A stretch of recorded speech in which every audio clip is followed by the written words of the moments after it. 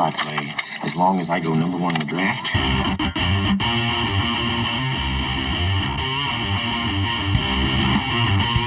From the Erie Otters, Connor McDavid. From the London Knights, Mitch Marner. From the Western Hockey League's Brandon Wheat Kings, Nolan Patrick.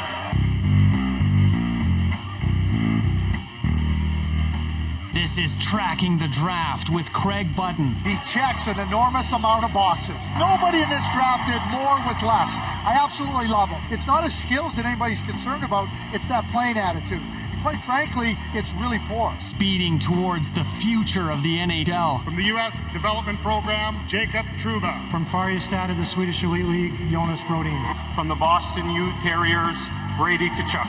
He could play in the NHL next year. He's one of those guys. Here's your host, Dean Millard.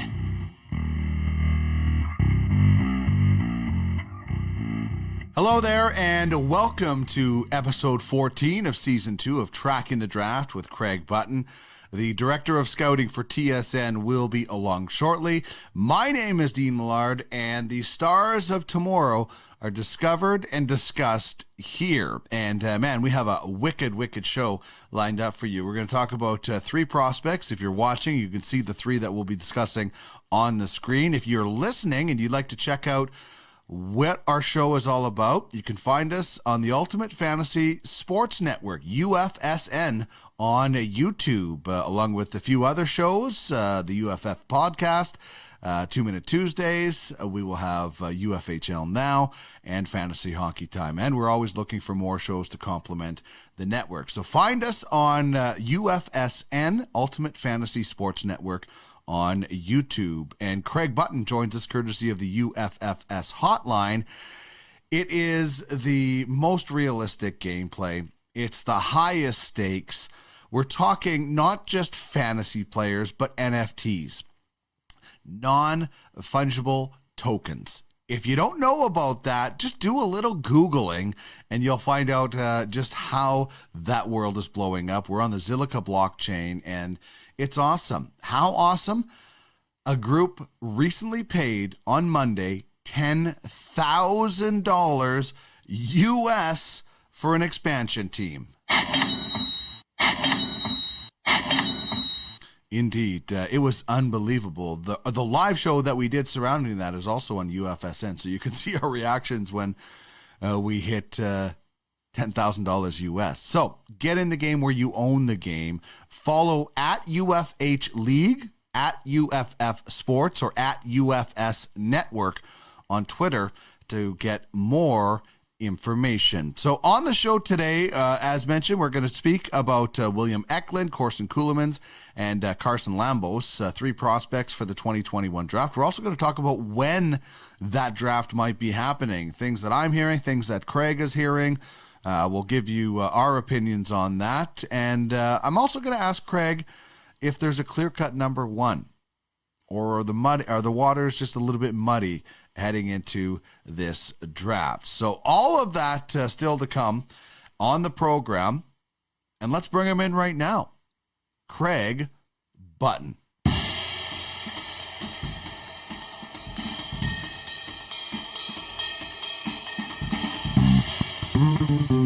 Here he is, the director of scouting for TSN, former GM of the Calgary Flames, and a Stanley Cup champion with the Dallas Stars.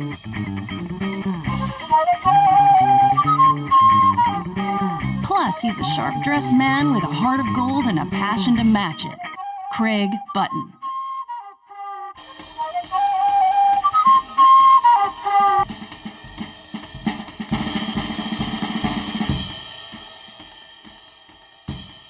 Craig, great to chat with you once again. As I look out my window, I see the snow melting in Alberta. That means I know spring is on the way. And normally, and this would be the kind of the home stretch for you guys as scouts heading into the draft. But we all know the draft is up in the air. You know, I have talked to some few people in hockey this week, and one of the ideas that came back was possibly holding the draft in maybe January of 2022 after the World Juniors or something. That would be the 2021 draft. What are your thoughts on that, and have you heard that out there?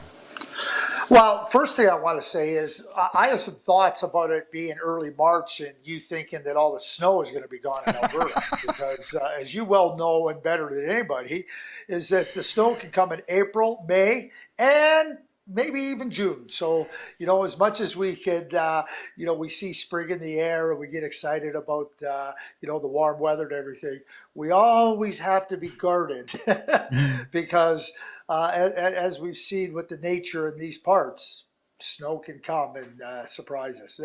That being said about the draft, and it's a great point you make about, at this point in time, beginning of March, teams have a really good sense of where they sit in the standings. They have a really good sense of, the group of players that they've been watching for 18, 24 months and where they need to be zeroing in on as the seasons wind down in the respective leagues. So, some of those habits and some of those patterns that NHL scouts are accustomed to being in, they're not in this year. And, a lot of it is catch-up work. A lot of it is just trying to, see where a player, who might have just played a few games, how he looks based on the last time they saw him play. So, those patterns have been disrupted for NHL scouts. Now, as for the draft, and, when I talk about those patterns, I'm just going to use Dylan Guenther as an example. Now, we've talked about Dylan Guenther on the show. He's a top-end player. There's no question about it. He didn't need to play a game this year for me to know he's a top-end player. Mm-hmm. But the last time that you had a real meaningful look and opportunity to evaluate Dylan's game was last March. That's a year. And so you want to always be assessing improvement, meeting new challenges, how you take your game and continuously move it up different levels of play to give NHL teams confidence that you're going to be a player that they want to select and you can be a big part of their future. Now, Dylan might not be a great example because you don't need much confidence to draft Dylan Guenther. You just watch him for half a period and you'll say, oh boy, that guy's skilled. But think about the hundreds of other players. And I had a discussion with an NHL executive and I was asked this question: who would be this year's Jack Quinn? Jack Quinn went 8th overall to the Buffalo Sabres. If you hadn't had the opportunity to watch him for a year, and now you're just picking up on him in March, now you haven't had this. You haven't had those data points. Well, you saw him here, you saw him take a step here, you saw him take a step there, and on and on and on. If you recall, last year in the draft, I kept talking about Brendan Brisson. Mm-hmm. And I kept talking about each time I went back to see him play, there was advancement in his game. And he was better than the last time I saw him play. Because, he was growing, he was gaining confidence and everything. All the way to the draft that happened in October of 2020, where he became a first-round draft pick to the Vegas Golden Knights. But if you don't have that opportunity to watch that player, it becomes a lot more difficult to have that confidence to project him based on what you've been watching him do. So, I understand why you would want the draft to be, postponed to a later date. So what I've understood is that the options are keep the draft in the summer of 2020, July, or 21, July, whenever the schedule is. Talk about doing it, as you just mentioned, sometime at a midpoint, so let's say January 2022, or have the 2021 draft be in the summer of 2022, and you have consecutive drafts, however you want to do it. So, what I would say is that, there's going to be lots of discussion, a lot of debate around those different options. But, I think everybody has to be adaptable and they have to be flexible in their thinking.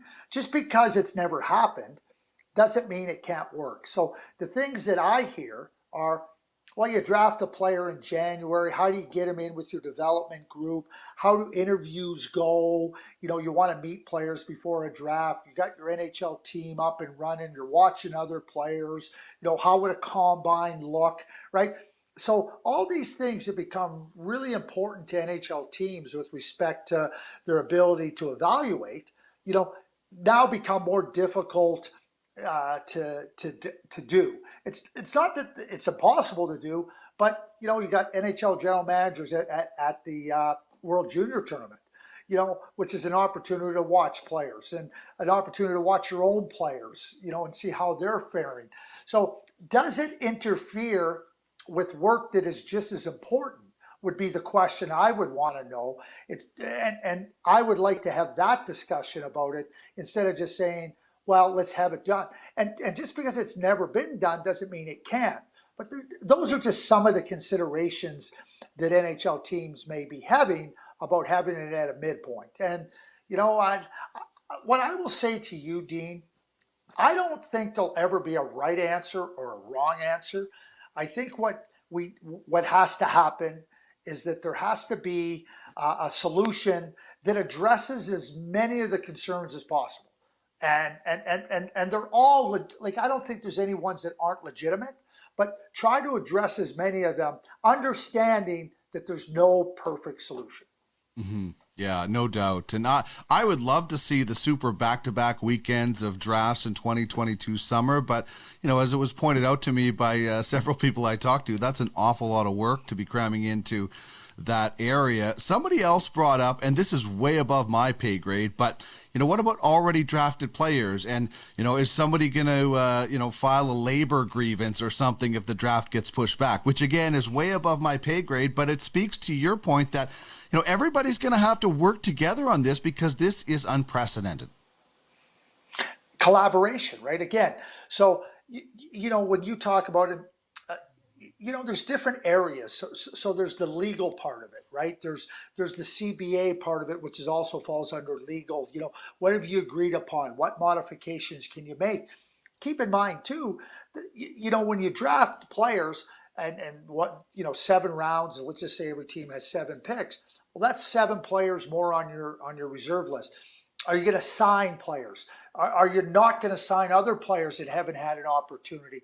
Because it's not just about the draft. It's also the impact of the draft on these other players you have in your organization, right? And so there's a lot of different scenarios not playing out, but have players and agents and teams thinking about, okay, we like this player. We think he's made some progress, but we haven't seen him play for a year. How much more will his progress go? And now we're going to be forced to draft a player, and we might want to sign that player. What does that mean for our contract limit?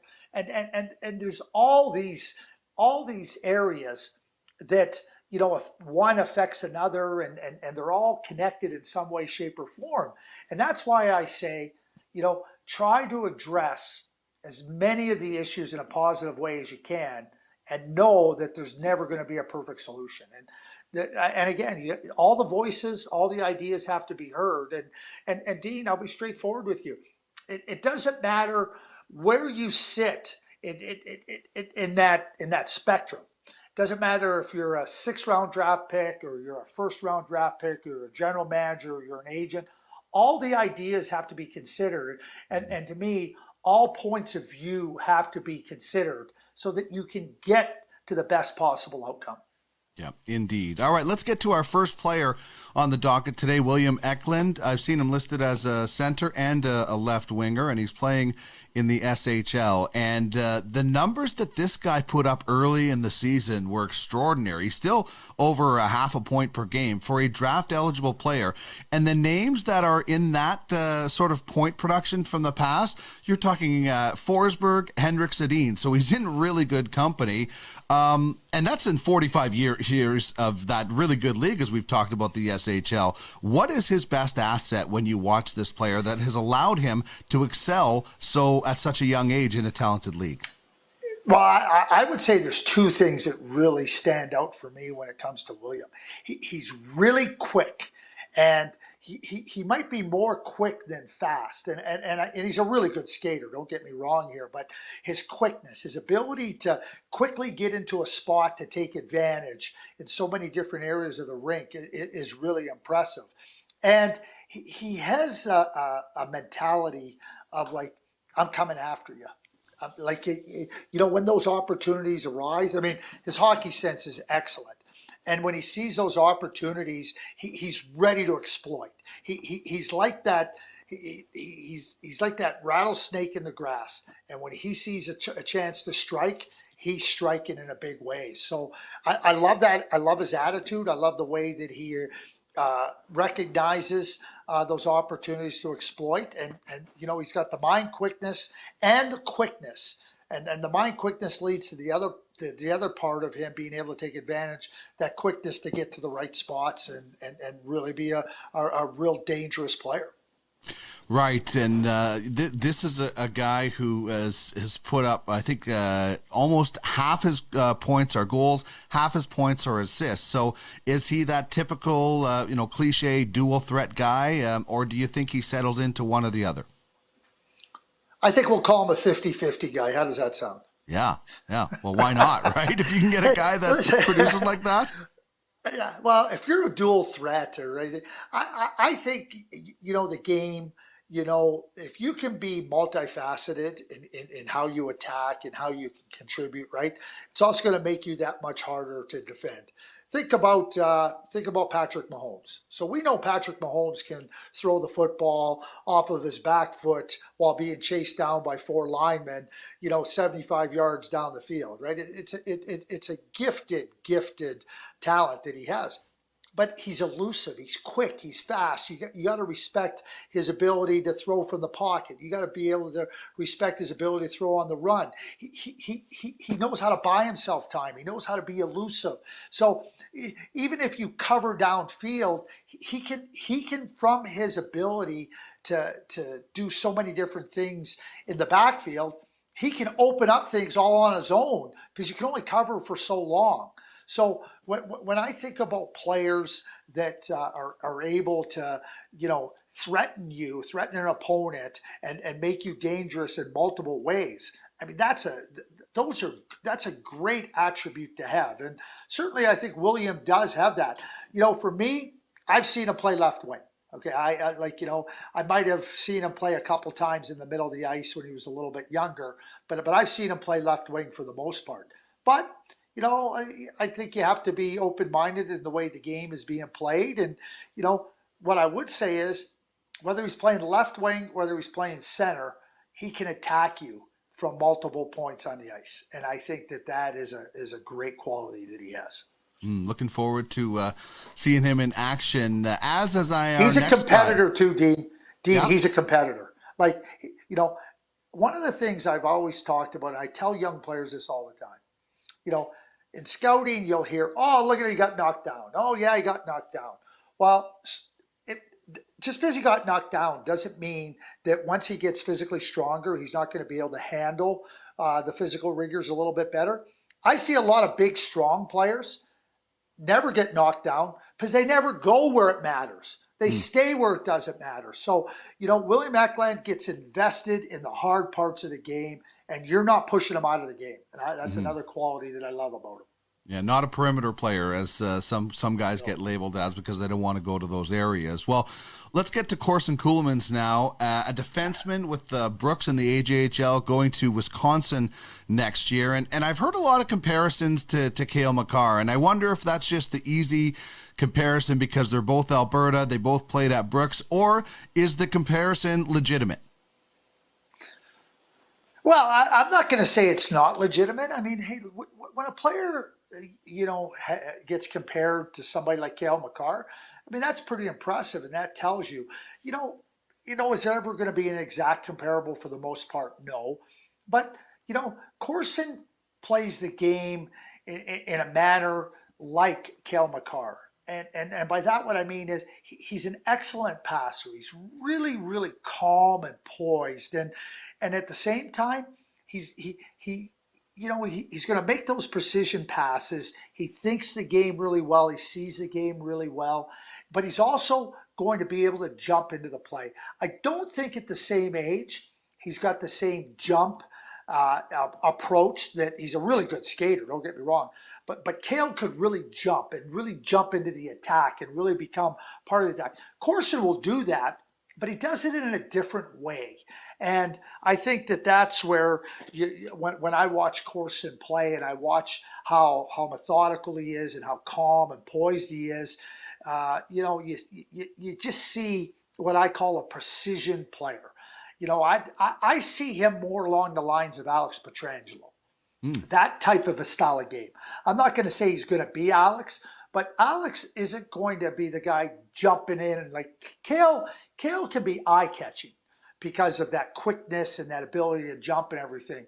Whereas Alex Petrangelo, he just is, he's that really high RPM engine that just smoothly goes along. And you don't even, when you get in a really fast car, Dean, and you're on the highway, and sometimes you don't even realize how fast you're going because that car is just moving along. It's just humming along. That to me is Corson. That to me is him. And one of the things that I think Corson, like Kale, like good player, I think as they move up levels, it'll become easier for them to get their skills in the game. Not that the next levels are easier, but they're going to be more skilled players around them. The game's going to be less hectic. The game's going to be more controlled, and I think it plays right into the strengths of Corson. Well, he has all the earmarkings of being a number one defenseman, and for that, you and I have talked about, you got to be able to contribute offensively. You have to be able to shut down. You have to play in all those situations, and you can do that in different ways. You can be really nasty like Chris Pronger, or you can just be really smart and kind of finesse the way like Scott Niedermayer. Is he a physical defenseman, or is he kind of on that more of a just, as you said, just kind of humming along? When I think Alex Petrangelo, I don't think like massively physical, but I also don't think he's easy to play against. Well, and I don't have anything to add to that. What do you want me to add? Here's what I'll add. I'll nod my head. I'll nod my head and go, yes, you nailed it, because that's the perfect description. There's nothing I can add that would make it better than how you just described, Corson. All right. Well, I'm really excited to see his development and see where he goes, especially when it comes to our league, the Ultimate Fantasy Hockey League. And of course, Craig just joins us courtesy of the UFFS hotline, and scouting is a huge part of that platform, the lifeblood of the franchises in the UFHL. Every player comes through the scouting. It doesn't matter if they're a prospect or if they are a veteran. Every single one ends up as a scout, and so through the scouting system. So it's the lifeblood. And Craig, I got to tell you, there is some really, really exciting stuff going on with the UFHL and the UFFS. And when I tell you this, I'm glad you're going to be sitting down, because a franchise recently was auctioned off for $10,000 US, a fantasy team in our platform, which tells you a little bit about how serious things are. Well, with any endeavor, when you have a really good plan and really good leadership, which attracts really good, talented, passionate, hardworking people, you have a chance to be really successful. And that's exactly what the UFHL and UFSS stands for. And, Dean, I'm involved with you and Trish and thrilled with it. But, when you laid out the plan for me and asked me if I'd be willing to help out, the plan was great, but the people, you and Trish, were the key points, because you're talented, you're smart, you're hardworking, and so that's what I want to be involved in. I want to be involved in endeavors where you can build, but you're also working alongside and for and with people that are so good at what they do and passionate about what they do. So when you tell me that, it puts a smile on everybody's face. But in the same breath, I'm not surprised, because The plan was well laid out. It was well thought out. It was methodical, and the attraction of really good people has led it to this point. And I would say that it won't surprise me as you tell me that there will be more news like this as time carries forth. Mm-hmm, indeed. And Corson Ceulemans, who we talked about, one of the players that you suggested Trish go out and get for high-level scouting, and she did, and we'll be really excited to watch his progress. And when we talk about this fantasy hockey team, well, it's much more than that. It is a fantasy hockey team, but we're talking about NFTs on the blockchain. It's something that is going to be blowing up a lot more. People are going to be hearing about it a lot more as we go. And another guy that people are going to be hearing about as we get closer to the draft is the third player we're going to talk about, Craig, and that's Carson Lambos, a defenseman with Winnipeg in the WHL. He's on loan to a Finnish team, where he was at one point. But what sets Carson maybe apart from Corson, who we just chatted about? How are they different? Because I know they're number one defenseman potential, both of them. Well, it's always, when you ask me that question, I kind of sit here and go, okay, what is different about them? And every player isn't the same. Carson, he played in Jyväskylä. They sent him over to play in Finland in Jyväskylä, JYP, and he did exceptionally well. And he's going to come back and play in the Regina bubble with the Winnipeg Ice. And when I first started to watch Carson play, there was two things that I immediately registered in my mind. So, and I think I'm proceeding to answering your question. Number one, how much he reminded me of Jake Bean at the same age. And so now we're seeing Jake Bean, who was a first-round pick to the Carolina Hurricanes, really find traction with the Carolina Hurricanes and in the NHL. He was the American Hockey League Defenseman of the Year at the conclusion of the 2019-20 season. So that was number one. About the first time I saw Carson play, it was the similarities, calm, cool, skate, move the puck when you needed to move it, skate it when you need to move it, but never a panic point in his game, never areas where you said he was vulnerable. And so you're watching all those skills, and then the comparison, I'm like, that's a pretty good player. So then you watch him play in the Western Hockey League as a 16-year-old. And what really struck me early on, and because I saw him early in the season, and then I saw him at the U17 right after. And when I saw a 16-year-old Carson Lambos playing early in the season, I was like, boy, he doesn't look like a 16-year-old player. He doesn't play like a 16-year-old player. And by that, what I mean is he had an assuredness about him. It was like, I belong. I can play and I can be a contributor here. And then he went to the under-17 tournament, and same thing. It was just complete control of the game. You start. I always use in my scouting with defensemen, how much they have the puck on their stick, and when they have the puck on their stick, what type of play do they make? Because defensemen, going back for a puck, moving the puck out of their own zone, they're going to have to make plays. And, does the puck end up on your teammate's stick? Does it generate a scoring chance? Does the teammate get it at the right time where he has an opportunity to make the next play? Or do you throw bombs up there? It's off your stick, but it's on the other guy, on your teammate's stick, but he doesn't have the opportunity to make a good, productive play. To me, Carson had the sense of when that puck needed to be off his stick, if it needed to be off his stick at all, when to jump into the play, how to remain composed. I use a term that I call next play. And by that, what I mean is, in every situation, the game is continuous, it's fluid. And everything's leading to the next play, the next play, the next play. Well, there's also next play offensively, there's next play defensively. To me, his fluidity and always understanding what the next play was speaks to exceptional hockey sense.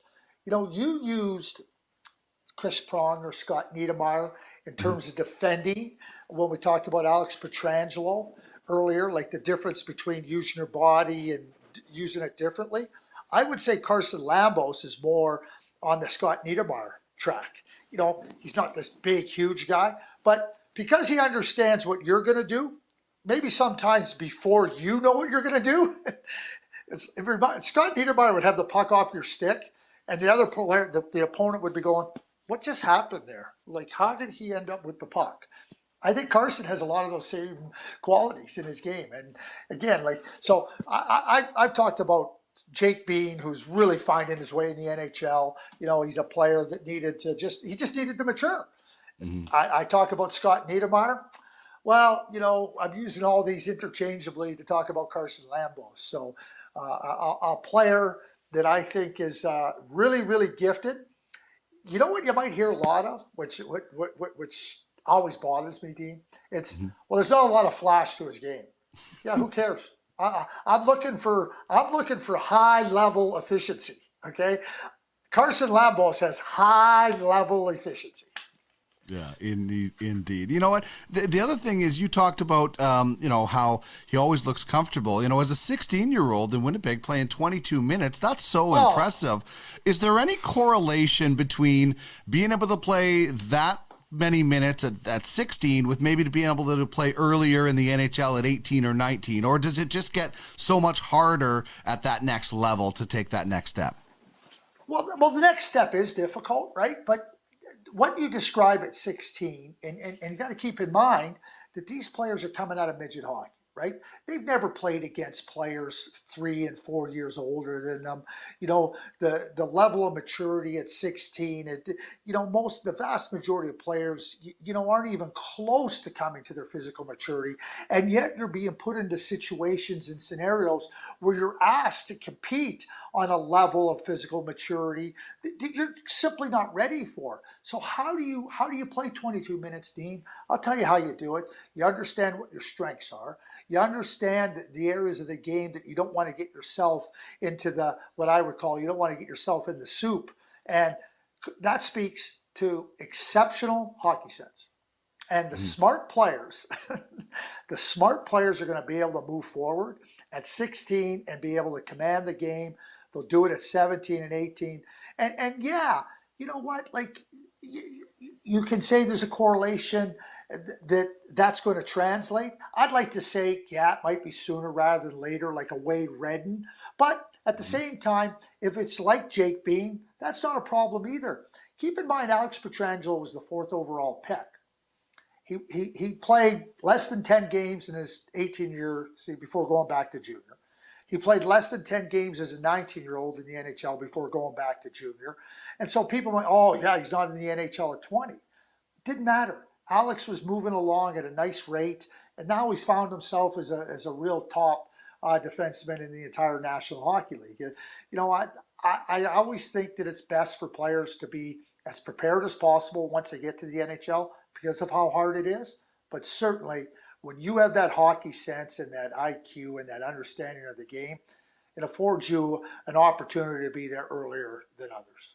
Yeah, Jake Bean is just playing so well right now. I just actually picked him up in one of my fantasy leagues. Him and Hayden Fleury, there you go. Great third pairing in Carolina right now, and they who knows where they move to, but that's a good, really, really good comparison. Lastly, I just want to ask you about the 2021 draft as we look ahead. We look back to last year and, we know who was the number one pick for pretty much the whole way. Is it a little bit more muddy going into 2021? I don't really hear a consensus number one. I hear that a lot of guys could go number one. And, what are your thoughts on that? Have you ever done any diving or real significant snorkeling? A little bit in Mexico, just snorkeling, not too deep though. Okay, but you've probably seen documentaries, right? Yes. So when you see some diving and some of the divers and they go off the barrier reefs and they see the great white shark, right? Yeah. You know what? It's a beautiful sight, and and the great white shark stands alone, right? Okay, so that's a draft with Connor McDavid, sure, right? or Austin Matthews, but. When you go snorkeling and you get into these great waters and you see these beautiful species of fish and sea life, right? Yeah. That's what this draft is. It's not muddy. It's not muddy, Dean. It's not muddy at all. It's beautiful. There's just a lot more of it, and there's not that great white shark dominating. All right. I love the analogy, and I look forward to more deep diving into the 2021 draft as we go, Craig. Thank you so much for joining me. Have a great week. Enjoy the melting snow before the next one falls from the sky. Hey, I got to tell you, my girls, I don't know how old they were, 7 and 10, 6 and 9, something like that. We have a picture. I don't know if I even have it here. Hey, I got to show you. Hang on. Yeah, okay. I'm looking forward to this. A little family history from the Buttons. If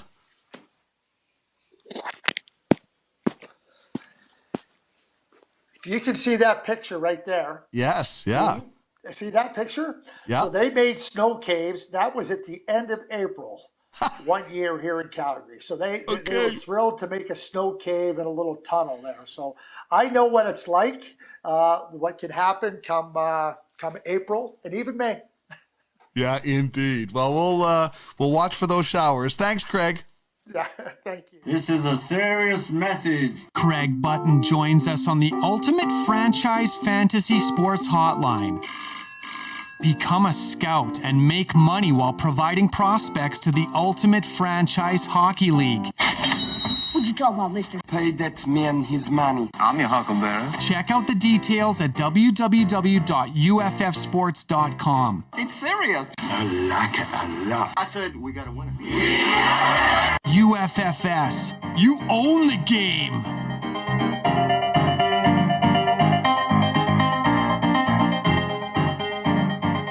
That was a great conversation. I never knew Craig was so into aquatics and such a big snorkeler and scuba diver. Love it. By the way, in the next little while, we're going to do Craig's Counsel, and that's where we'll get questions from you or comments or anything like that you want to ask Craig, whether it's about some specific scouting tips, especially helpful for those in the scouting platform.